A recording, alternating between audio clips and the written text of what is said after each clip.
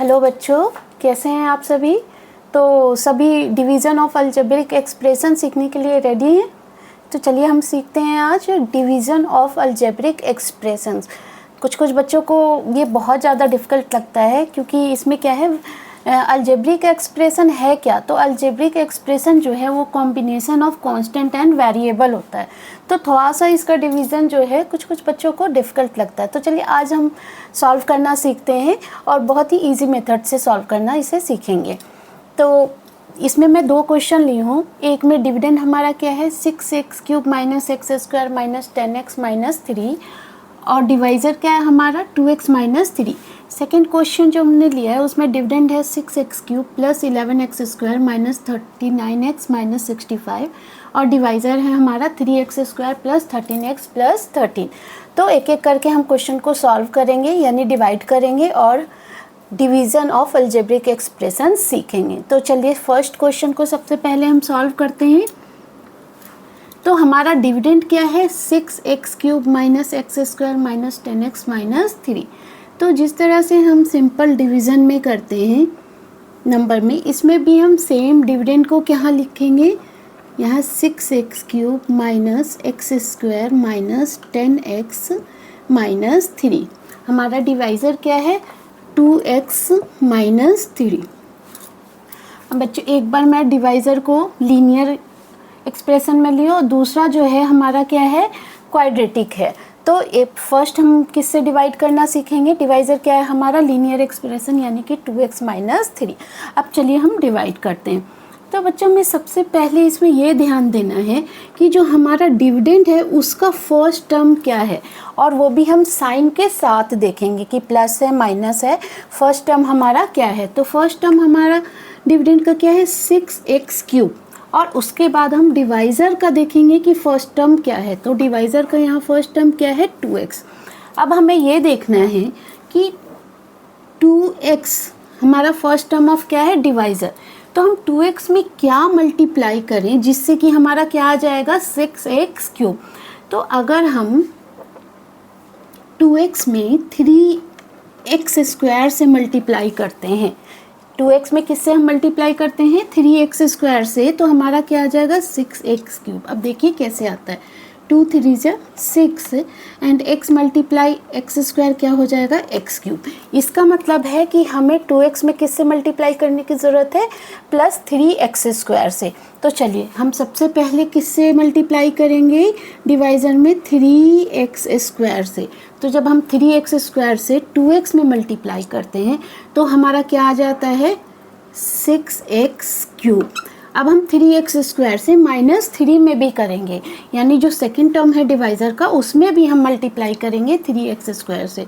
तो जब 3x square से माइनस 3 में मल्टीप्लाई करेंगे तो क्या आ जाएगा माइनस 9x स्क्वायर। अब हम क्या करते हैं सब्ट्रैक्ट करते हैं जिससे कि जो हमारा ये मल्टीप्लाई करने के बाद आया उसका साइन चेंज हो जाएगा यानी कि जो प्लस 6x³ है वो क्या हो जाएगा माइनस 6x³ और माइनस 9x स्क्वायर जो है वो क्या हो जाएगा प्लस 9x स्क्वायर जब हम सब्ट्रैक्ट करेंगे। तो बच्चों अब देखिए 6x³ से माइनस 6x³ क्या हो गया कैंसिल हो गया। अब यहाँ हम देख रहे हैं कि हमारा बचा क्या है minus x square minus 10x minus 3। तो जब माइनस एक्स स्क्वायर और प्लस 9x स्क्वायर को हम सॉल्व करेंगे तो क्या आ जाएगा हमारा प्लस 8x स्क्वायर और जो भी अब डिविडेंड में बचा हम उसे लिख देंगे यानी हमारा अब क्या बचा है माइनस 10x माइनस 3। अब हमारा जो डिविडेंड है वो क्या हो गया 8x square minus 10x minus 3। अब फिर से हम डिविडेंड में फर्स्ट टर्म को देखेंगे और डिवाइज़र में भी फर्स्ट टर्म को देखेंगे। तो यहाँ डिविडेंड में हमारा फर्स्ट टर्म क्या है 8x स्क्वायर और यहाँ पे डिवाइज़र में फर्स्ट टर्म क्या है 2x। अब हमें ये ध्यान देना है कि हम 2x में किससे मल्टीप्लाई करें कि हमारा प्लस 8x स्क्वायर आ जाए। तो जब हम 2x में 4x से मल्टीप्लाई करेंगे तो हमारा क्या आ जाएगा प्लस 8x स्क्वायर। यानी अब हमें किससे मल्टीप्लाई करने की ज़रूरत है डिवाइज़र में 4x से। तो जब हम 4x से 2x में मल्टीप्लाई करते हैं तो क्या आ जाता है, किससे हम मल्टीप्लाई कर रहे हैं प्लस 4x से। तो ये हम क्वेश्चन में लिख देंगे। तो जब प्लस 4x से 2x में मल्टीप्लाई करेंगे तो क्या आ जाएगा प्लस 8x²। और जब 4x से -3 में मल्टीप्लाई करेंगे तो क्या आ जाएगा -12x। बच्चों जो हम लोग इससे पहले वाले टर्म में प्रोसेस किए थे सेम हमें इसमें भी करना है, यानी कि अब हमें क्या करना है कि इस डिविडेंड में से इसको सब्ट्रैक्ट करना है। तो जब हम सब्ट्रैक्ट करेंगे तो इन दोनों टर्म का क्या होगा, साइन चेंज हो जाएगा। प्लस जो 8x² है वो क्या हो जाएगा -8x², और जो -12x है वो क्या हो जाएगा +12x। अब देखिए प्लस 8x² से -8x² क्या हो गया, कैंसिल हो गया। यहाँ हमारा अब क्या है -10x, तो -10x और +12x क्या हो जाएगा 2x, और बचा क्या अब डिविडेंड में, तो -3 बच गया। अब हमें फिर से सेम प्रोसेस करना है। अब हमारा डिविडेंड क्या आ गया है 2x - 3। अब हम देख रहे हैं कि यहाँ पे हमारा फर्स्ट टर्म 2x है और डिवाइज़र में भी हमारा फर्स्ट टर्म क्या है 2x है। अब 2x में हमें देखना है क्या मल्टीप्लाई करें तो 2x आ जाएगा। तो अब हमें किससे मल्टीप्लाई करने की ज़रूरत है, +1 से, क्योंकि दोनों का डिविडेंड और डिवाइज़र का टर्म फर्स्ट क्या आ रहा है, सेम आ रहा है 2x, इसलिए अब हम 1 से मल्टीप्लाई करेंगे। तो जब 1 से हम 2x में मल्टीप्लाई करेंगे डिवाइज़र में तो क्या आ जाएगा 2x, और जब +1 से -3 में करेंगे तो क्या आ जाएगा -3। और अब हम फिर से सब्ट्रैक्ट करेंगे तो +2x क्या हो जाएगा -2x, और -3 क्या हो जाएगा +3। ये +2x और -2x भी कैंसिल हो गया, और -3 और +3 भी कैंसिल हो गया, यानी कि रिमाइंडर हमारा क्या आ गया 0। तो बच्चों यहाँ पे हमारा जो क्वोशिएंट है फर्स्ट क्वेश्चन में वो आ गया 3x² + 4x + 1, एंड रिमाइंडर हमारा क्या आ गया 0। ज़रूरी नहीं है कि हमेशा रिमाइंडर 0 आए। तो इस तरह से हम डिवीज़न ऑफ अलजेब्रिक एक्सप्रेशन करते हैं जब हमारा डिवाइज़र क्या है लीनियर एक्सप्रेशन है, और जो हमारा डिविडेंड क्या है हमारा यहाँ पे क्यूबिक एक्सप्रेशन। तो इसी तरह से अब हम सॉल्व करेंगे क्वेश्चन नंबर 2, जिसमें हमारा डिविडेंड क्या है 6x³ + 11x² - 39x - 65, और डिवाइज़र जो कि क्वाड्रेटिक एक्सप्रेशन है वो है 3x² + 13x + 13। तो चलिए अब हम क्वेश्चन नंबर 2 को सॉल्व करेंगे।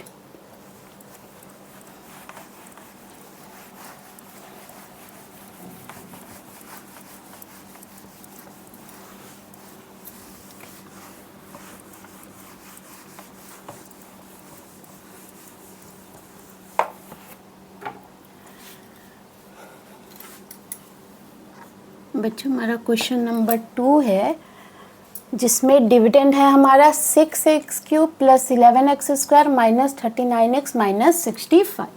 तो डिविडेंड को हम कहाँ लिखेंगे, यहाँ 6x³ + 11x² - 39x - 65, और हमारा डिवाइज़र क्या है तो वो है 3x² + 13x + 13।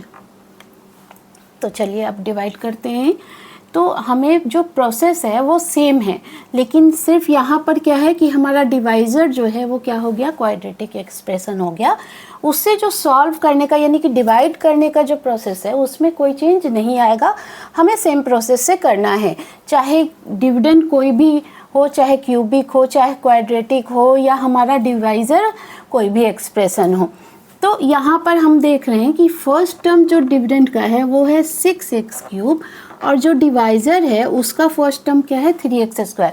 हमेशा हमें डिविडेंड और डिवाइज़र का फर्स्ट टर्म पे ही फोकस करना है, क्योंकि हमें लाना मेन क्या है फर्स्ट टर्म ऑफ डिविडेंड लाना है, किससे डिवाइज़र में जब हम किसी नंबर से मल्टीप्लाई करेंगे। तो यहाँ पे हमारा डिविडेंड का फर्स्ट टर्म है 6x³ और डिवाइज़र का क्या है 3x²। तो फिर से हमें ये देखना है कि 3x² में हम किस नंबर से मल्टीप्लाई करें जिससे कि 6x³ आ जाए। तो बच्चों अगर हम 3x² में 2x से मल्टीप्लाई करते हैं तो क्या आ जाता है हमारा 3 2 6, और x² मल्टीप्लाई x³ यानी कि हमें किससे मल्टीप्लाई करने की ज़रूरत है 3x² में, तो 2x से। तो चलिए 2x को हम सबसे पहले कहाँ लिखेंगे, जहाँ कोशेंट लिखते हैं, और 2x से जब हम 3x स्क्वायर में मल्टीप्लाई करेंगे तो क्या आ जाएगा 6x क्यूब। उसी तरह से हम 2x से 13x में जब मल्टीप्लाई करेंगे तो क्या आ जाएगा प्लस 26x स्क्वायर, और जब 2x से प्लस 13 में करेंगे तो क्या आ जाएगा हमारा प्लस 26x। बच्चों में इस बात का ध्यान रखना है कि जो ये टर्म है यानी कि 2x है, उससे हमें डिवाइज़र के हर एक टर्म में मल्टीप्लाई करनी है, सिर्फ फर्स्ट टर्म में नहीं, डिवाइज़र के हर एक टर्म में मल्टीप्लाई करनी है। अब हम क्या करेंगे, सब्ट्रैक्ट करेंगे जो मल्टीप्लाई करने पर आया हमारा एक्सप्रेशन उसको। तो यहाँ पे प्लस 6x क्यूब क्या हो जाएगा माइनस 6x क्यूब जब हम सब्ट्रैक्ट करेंगे, और प्लस 26x स्क्वायर हो जाएगा माइनस 26x स्क्वायर, और प्लस 26x हो जाएगा माइनस 26x। अब बच्चों प्लस 6x क्यूब से माइनस 6x क्यूब क्या हो जाएगा, कैंसिल हो जाएगा। अब यहाँ पे हम देख रहे हैं क्या है प्लस 11x स्क्वायर, और ये क्या है माइनस 26x स्क्वायर। तो जब हम 11x स्क्वायर को माइनस 26x स्क्वायर में ऐड करेंगे तो क्या आ जाएगा हमारा माइनस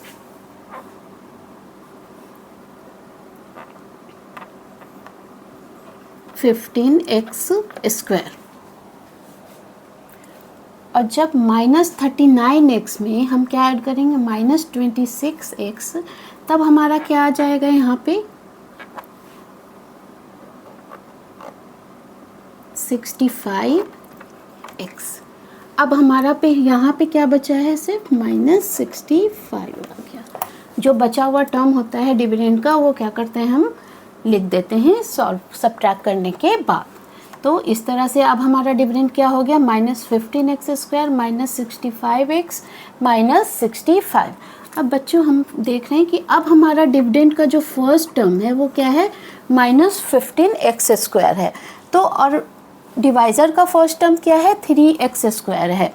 तो अब हमें ध्यान देना है कि 3x स्क्वायर में हम किस नंबर से मल्टीप्लाई करें जिससे कि हमारा क्या आ जाना चाहिए माइनस 15x स्क्वायर।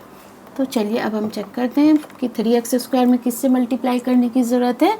तो 3x स्क्वायर में हमें माइनस 5 से मल्टीप्लाई करने की ज़रूरत है। तो क्या आ जाएगा मल्टीप्लाई करने पे माइनस 15x स्क्वायर, क्योंकि 3x square multiply minus 5 minus 3 5 जा क्या होगा 15x स्क्वायर।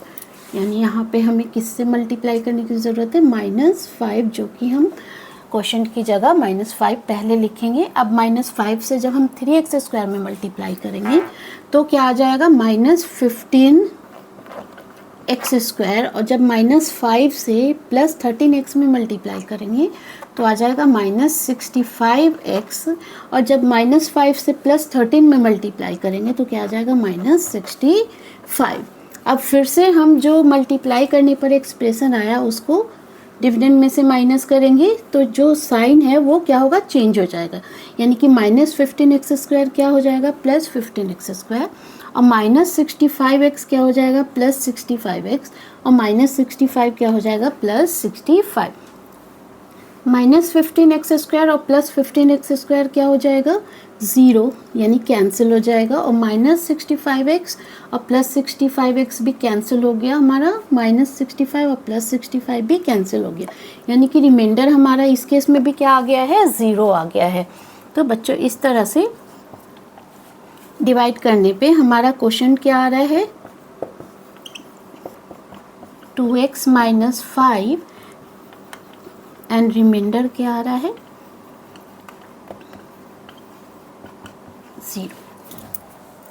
तो उम्मीद करती हूँ बच्चों आप लोगों को डिवीज़न ऑफ अलजेब्रिक एक्सप्रेशन अच्छे से समझ में आया होगा।